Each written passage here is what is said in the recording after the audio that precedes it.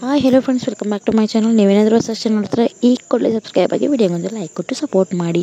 ಆಸ್ತಿ ವಿಷಯಕ್ಕೆ ಸಂಬಂಧಪಟ್ಟ ಹಾಗೆ ಸುಪ್ರೀಂ ಕೋರ್ಟ್ ಹೊಸ ನಿಯಮವನ್ನು ಜಾರಿಗೆ ಮಾಡಿದೆ. ನಿಮ್ಮ ಬಳಿ ಆ 7 ದಾಖಲೆಗಳು ಇದ್ದರೆ ಮಾತ್ರ ಆಸ್ತಿಯ ಸಂಪೂರ್ಣ ಮಾಲೀಕತ್ವ ಪಡೆದುಕೊಳ್ಳಬಹುದು, ಇಲ್ಲವಾದರೆ ನಿಮಗೆ ಮಾಲೀಕತ್ವ ಇರುವುದಿಲ್ಲ. ಬನ್ನಿ ಸ್ನೇಹಿತರೆ, ಸುಪ್ರೀಂ ಕೋರ್ಟ್ ನೀಡಿರುವ ಆ ಆದೇಶ ಏನೆಂದು ತಿಳಿದುಕೊಳ್ಳೋಣ.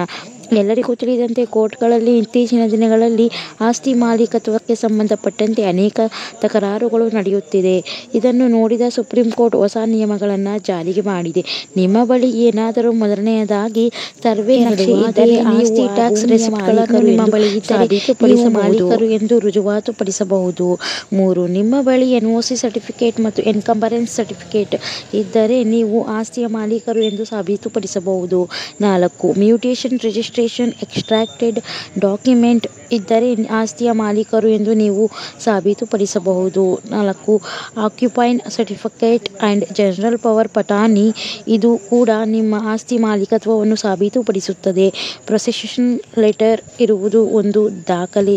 ಈ 7 ದಾಖಲೆಗಳು ಇದ್ದರೆ ನೀವೇ ಆಸ್ತಿಯ ಮಾಲೀಕರು ಎಂದು ಸಾಬೀತುಪಡಿಸಲು ಒಳ್ಳೆಯ ಮಾರ್ಗವಾಗಿದೆ.